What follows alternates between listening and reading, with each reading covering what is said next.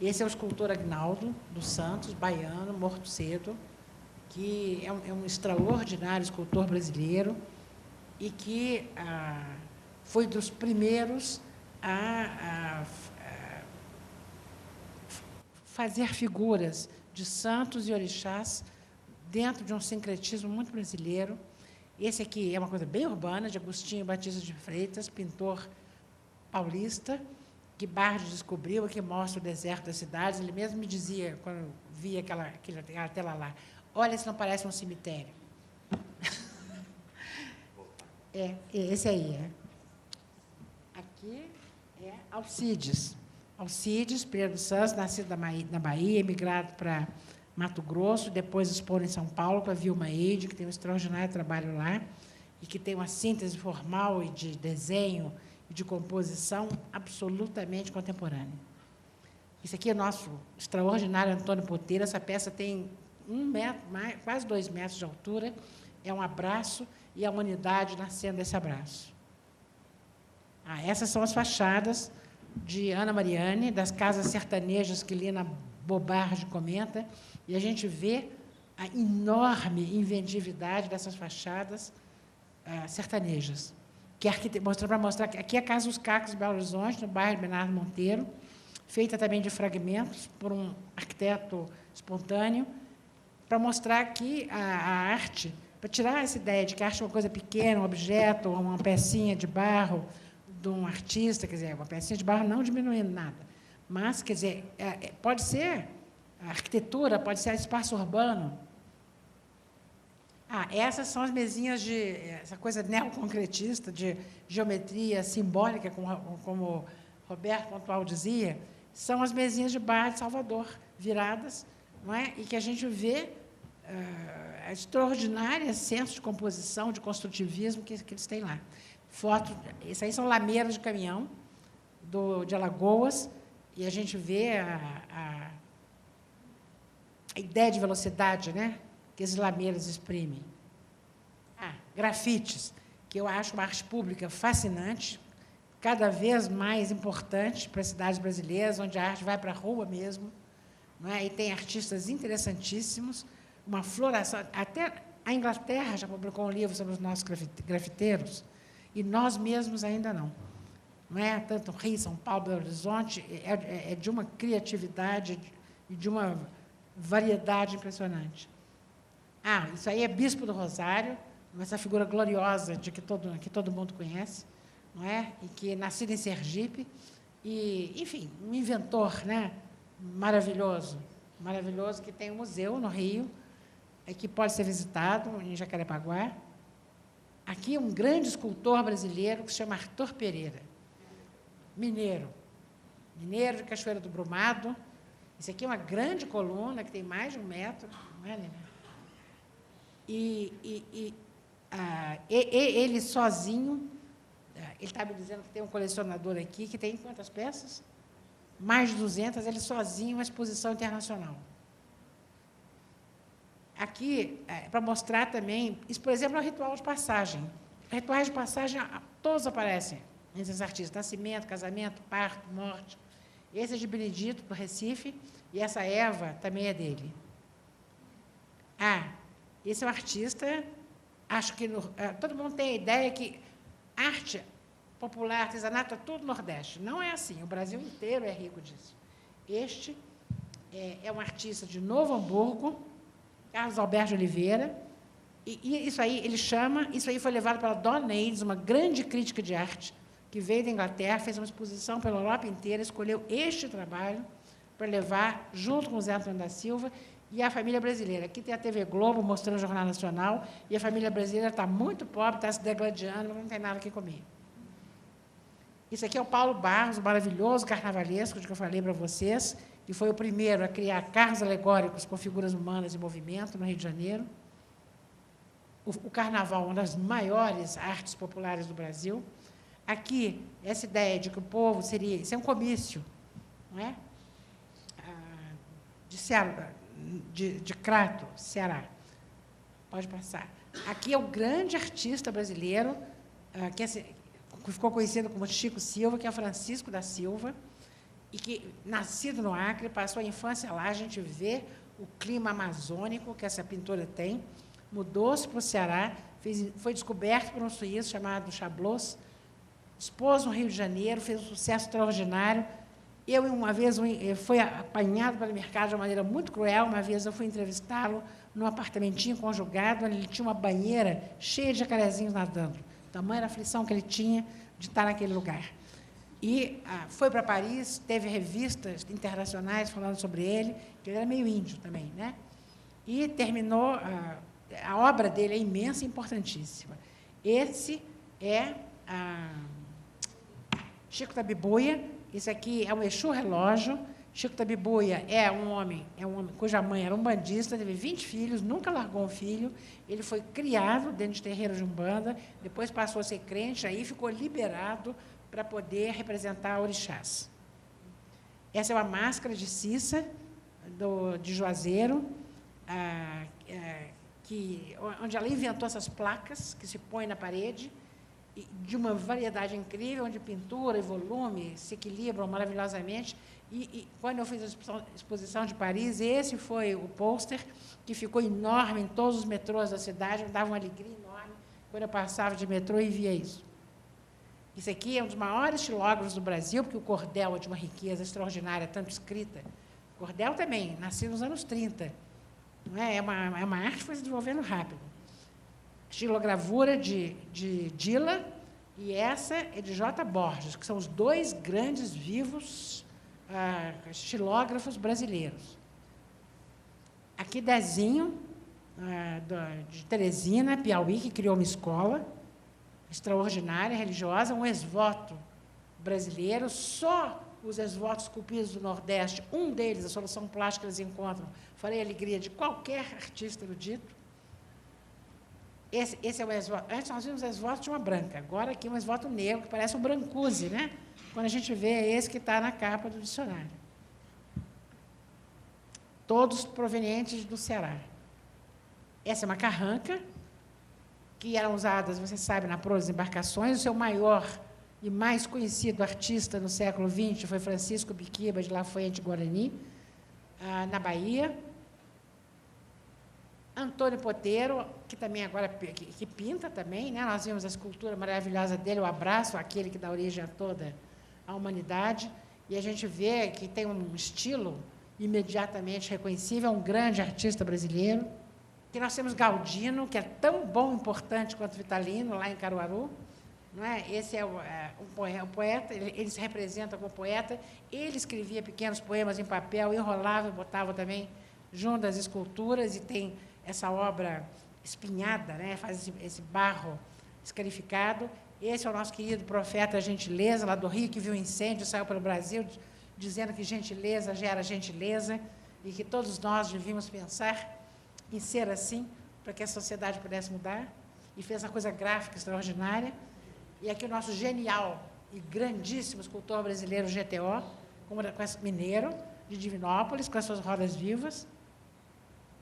Este é um índio, e você também coloquei as obras dos índios que não vivem em reservas, que já em contato com a sociedade brasileira, como os Guarani. Esse é um índio Chocó, de 101 anos, seu Zé do Chalé, que faz essas peças, que eles chamam de troféus, e que foi operário de construção em Aracaju a vida inteira, mas sempre eu procuro seu grupo lá no meio do Rio São Francisco, onde estão os outros Chocó.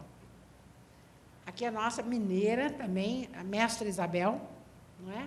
Patrimônio do Brasil e da humanidade, não é? Com as suas primeiras noivas e noivos, né? Com essa expressividade, com essa dramaticidade tão grande que ela sabe conferir, e esses retratos verdadeiros que ela faz dos habitantes do Vale.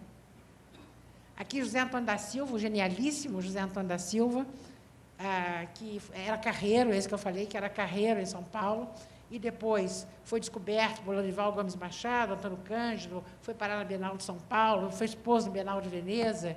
Esse que se retratou amordaçado, que a crítica queria que ele ficasse construtivo, imagina. E ele está mostrando aí um algodoal que está no Museu de Arte de São Paulo. Essa aqui também é a família Julião, grande família mineira de escultores animalistas de Prados, Minas Gerais. Esse é um leão cuja matriz primeira foi criada por Itamar Julião, e depois a família inteira se dedicou são animalistas africanos, quase, né? Se a gente quisesse fazer uma coisa arquetípica, que não é bem aqui o caso.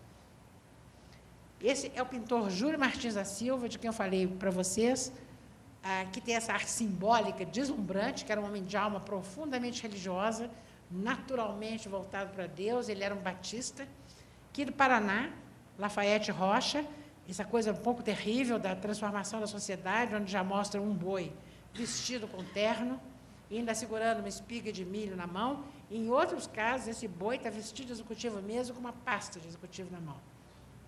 Esse é Louco Boaventura, apelidado de Louco Boaventura Silva Filho, da Bahia, grande escultor brasileiro também, deixou uma obra enorme, do Recôncavo. E essa obra, por exemplo, como é importante a gente poder conhecer o significado. Eu estive com ele e perguntei, mas então, Boaventura, quem são esses? Ele falou, essa é uma alma, esse ser, né, nu, etc., com essa asa, é uma alma conduzindo a alma para o paraíso. Aqui, Luiz Antônio, de Caruaru, que já faz uma diferença, claro que ele é muito mais moço que Vitalino, e que mostra já interessado na tecnologia, no cinegrafista, no Volkswagen. Isso tudo são obras enormes. O Volkswagen foi cozido, é uma peça do tamanho dessa mesa aqui, cozido num forno enorme. Essa também é Central do Brasil, de Manuel Faria Leal, artista fluminense, Ceará, Juazeiro, mineira, que eu falei para vocês, essa que teve o livro publicado na Itália, Maria Auxiliadora Silva. Aqui não aparecem os relevos que ela dá com a massa que ela fazia, associando essa escultura e pintura, já falecida.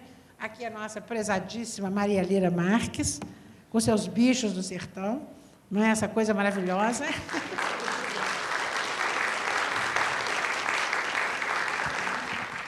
Aqui, Meu Caboclo, essa é uma peça que está no museu lá da Fundação Joaquim Nabuco, que era um índio, Funiô, do Nordeste, logo vivendo em cidade, né? E que foi também um escultor. Esse também é outro extraordinário escultor brasileiro, que daria para você fazer uma exposição só dele. Nino, de Crato, de Juazeiro, Ceará, outro escultor genial. Não é? Aqui essas peças são enormes, né? Não dão o tamanho, são peças de mais de 1 metro. Aqui é Noemisa, do Vale do Jequitinhonha, que retrata, faz a crônica da vida regional, tudo em barro, vários encobres e todas as cores são de barro. Esse é Nuca, parece um leão de Delos, né, na Grécia, é uma peça enorme, de Tracunhaém, Recife, que teve uma grande escola. Isso é um design extraordinário, é uma peça ornamental, usando uma lâmpada, na realidade, para expor uma vela, usando uma lâmpada já gasta, já queimada. Aqui, Vale de Jequitinhonha, também Taiobeiras, né, Lira? Apolo, para não se achar que as artes populares estão congeladas no tempo, a nave Apolo, que se fez em Caruaru, dentro da família Vitalino, na época que os americanos chegaram à Lua. Aqui, Rio Grande do Sul, um pastor de ovelhas do século XX, parece uma obra da arte missioneira, não é? Da época das missões. A gente sente essa herança. Aqui, Vale de Jequitinhonha. Esse é um extraordinário. Esse é o pai daquele Manuel Faria Leal, que era mais influenciado por histórias em quadrinhos, coisas gráficas, e o pai era um pai de santo, de Umbanda, e aqui ele fez essa peça que ele chamou de Idílio, que é o namoro entre essa sereia e esse grande Lúcifer. Aqui, em Belo Horizonte, o presépio do Pipiripau, não é? Que é uma obra, de certa forma, pública, e aqui existe publicado um livro sobre ela, pela Com Arte, por Marília, editora de Maria Raimundo Machado, está aqui, da editora Com Arte, de Marília Andréas Ribeiro. Esses aí são Exus de Ferro, de autor desconhecido, da coleção do Museu Nacional de Belas Artes, que são peças muito raras e que não são mais feitas, que é para mostrar a variedade das religiões, né, e a religiosidade do povo brasileiro, que não se limita a uma religião só, jamais, a não ser a dos evangélicos recentes, que repele representações de imagens. Aqui é um outro poteiro, chama-se o Presépio da Tartaruga. Esse é o menino Jesus incrustado nessa tartaruga gigante.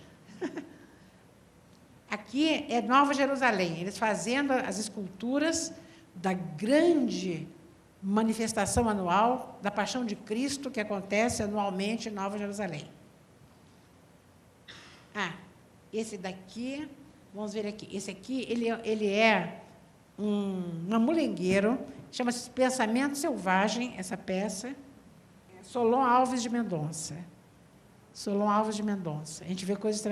Essa é do Tocantins, a dona Raimunda, se não me engano, e essa é uma escultura que ela chama de extrasensorial, porque capta influências do espaço benéficas para a Terra.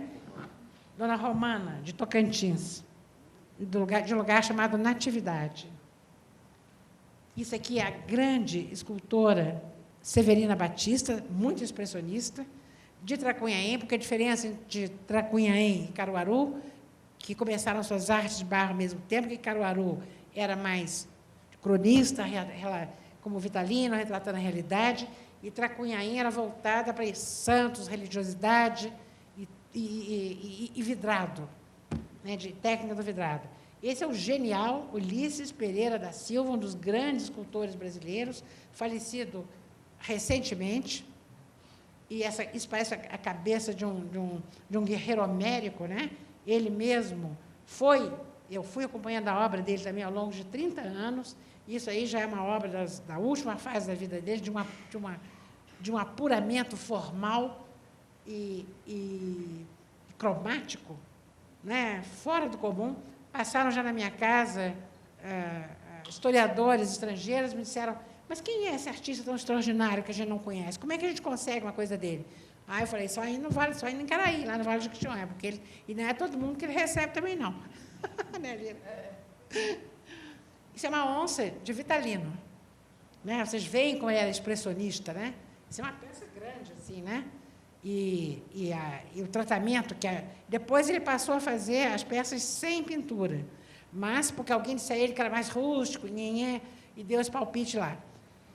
Mas a primeira fase da obra dele, a pintada, é que a torna mais expressionista e mais forte. Depois ele voltou a fazer as esculturas pintadas, mas já aí com tinta industrial e não com essas tintas de origem vegetal. Me refresca. A Luta de Tobias com o Anjo, de outro extraordinário artista brasileiro, residente em Osasco, Valdomiro de Deus, que primeiro era Valdomiro Souza, depois foi se resumindo até se chamar Valdomiro de Deus, e que Araci Amaral, que é uma das nossas principais críticas, lamenta que ele não seja chamado para fazer murais e boa pintura nas igrejas, que, em geral, são muito feias, como todos nós sabemos, né, atualmente. Esse é um gravador que estudou com a Letícia, Zé Gino, e que faz essa obra entre o abstrato, o Homem da Favela, que foi ajudante no ateliê que ela tinha no Museu do Engar, e que foi evoluindo para essa gravura extraordinária, misto, entre o real e o fantástico e o abstrato, e eu considero um dos grandes gravadores brasileiros também, Zé Gino. Este é Zé Rodrigues, contemporâneo, essa coisa que parece um mandarim chinês, né, uma peça, é de Zé Rodrigues, um homem paupérrimo, companheiro de Vitalino, uma pessoa extraordinária que deixou uma obra de grande importância e que ainda não mereceu nenhum livro. Como eu já disse, essas figuras dos animais é da minha imaginação. Eu dou para eles o nome de bichos do sertão. Então, são figuras assim que eu vou criando.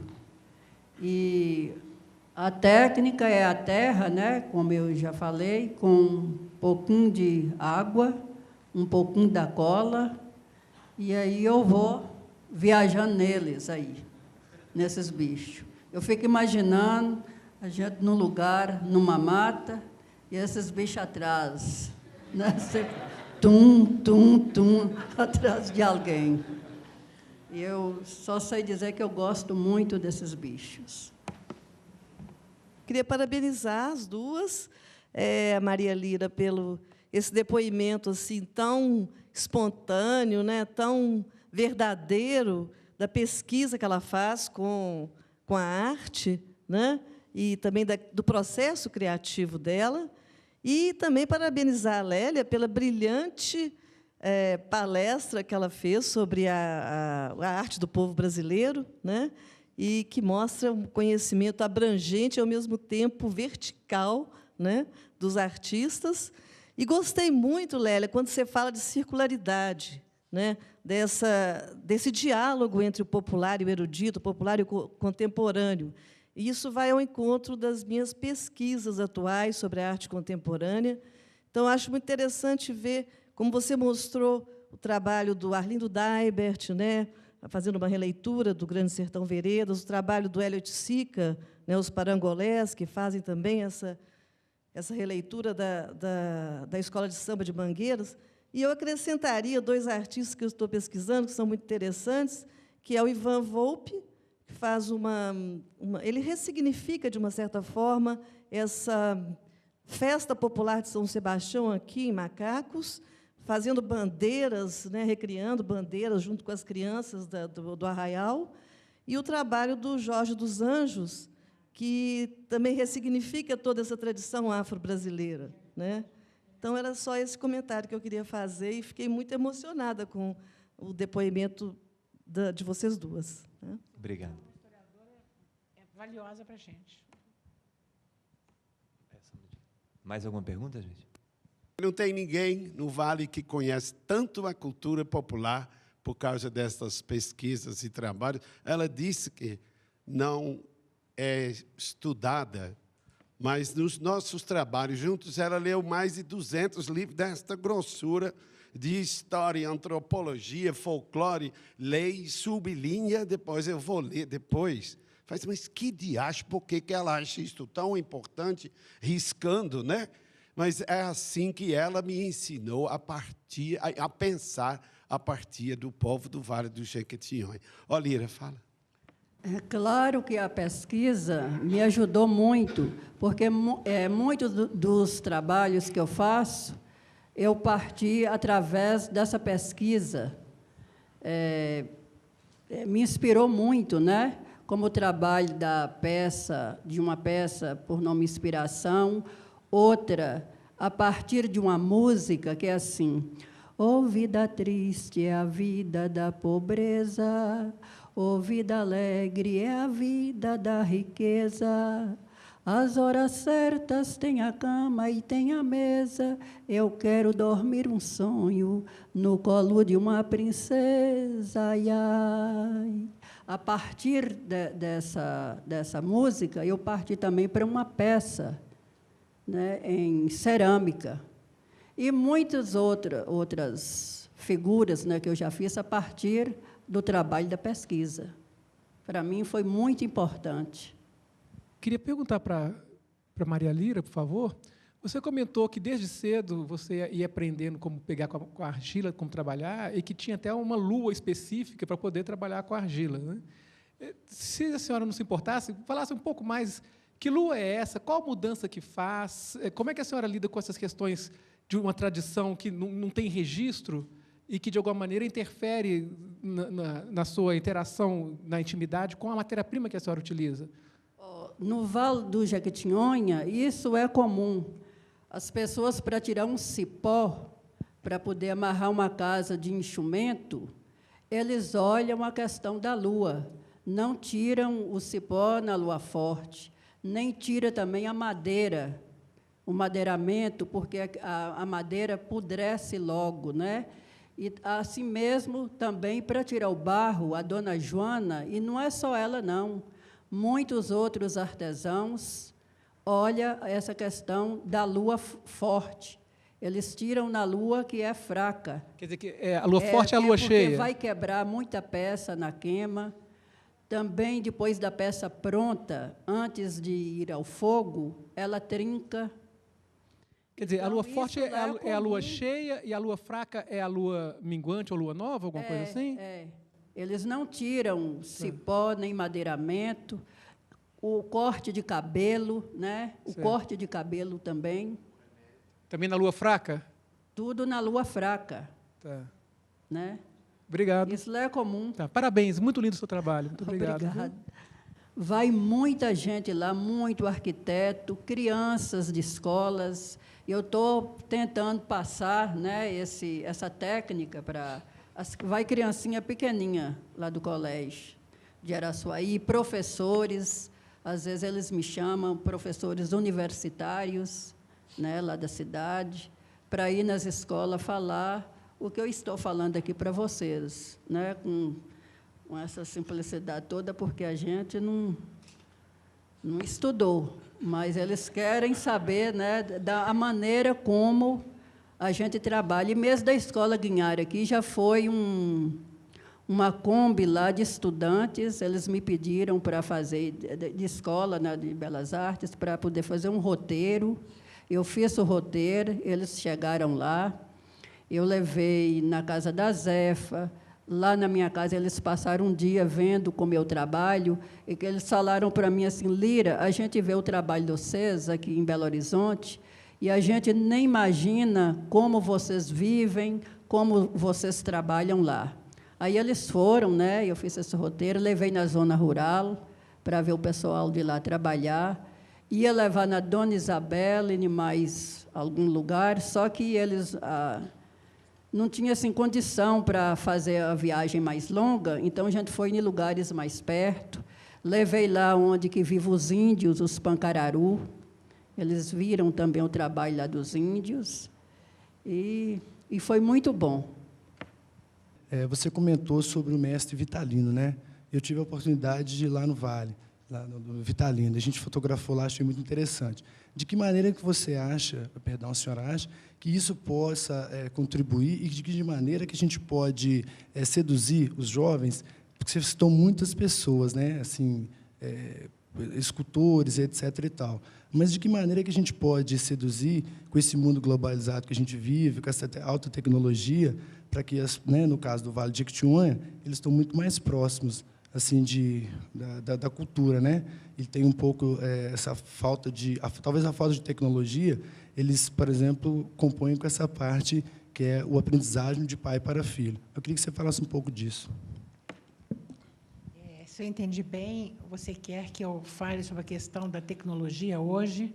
Não, de que maneira que a gente pode seduzir os jovens, eles também terem esse conhecimento e passar a gostar mais desse tipo de coisa. Porque essa globalização, essa tecnologia, a internet, etc. E tal. Isso. Eu acho que, de repente, se você levar um jovem a uma grande exposição bem feita de arte popular, ou se você conseguir, através de livros, como, por exemplo, esse do Raimundo Machado, mostrando como ele foi aceito por uma universidade, como ele conseguiu... um artista pode viver de ingressos. Ele fez um grande universo com quantos, Marília? Mais de 3.000 figurantes, não é? Isso é uma coisa extraordinária. Isso dá uma abertura nova de vida para uma pessoa, no momento em que existe crise econômica, em que se cada vez mais exigem das pessoas conhecimentos, na sua maior parte, ligados à tecnologia, porque o grande problema hoje é o desequilíbrio entre tecnologia e humanismo, né? Eu acho. Então, essa possibilidade de ter outros ofícios que possibilitem sobreviver com dignidade, não é? Sem o esmagamento e a homogeneização de tudo, pode ser muito atraente para uma criança. E, ainda mais, se você cita, como você fala, Caruaru, onde você tem mais de 600 famílias E 600 famílias é muita gente num lugar como aquele, vivendo dessa arte, e sem precisar migrar para a periferia das grandes cidades e se deculturar, e as famílias se fragmentarem, e os jovens serem atraídos pela violência, não é? É uma maneira de fixar nas pequenas cidades também as pessoas. Beleza. Agora- Posso fazer só uma pergunta para a Lira? Rápido. Valeu? Isso. Você falou com muita simplicidade, né? E falou a questão de belas artes. Eu acredito que, talvez pelo fato de talvez não ter tido um outro caminho, que é o caminho das belas artes, o pessoal estuda, etc. e tal. Eu queria que você falasse para a gente, as crianças lá, de onde vocês vivem lá, elas têm esse interesse, continuam tendo esse interesse pela arte, ou elas também se sentem um pouco seduzidas pela televisão, essas coisas e tal? Algumas têm interesse pela arte, né, que está dando continuidade.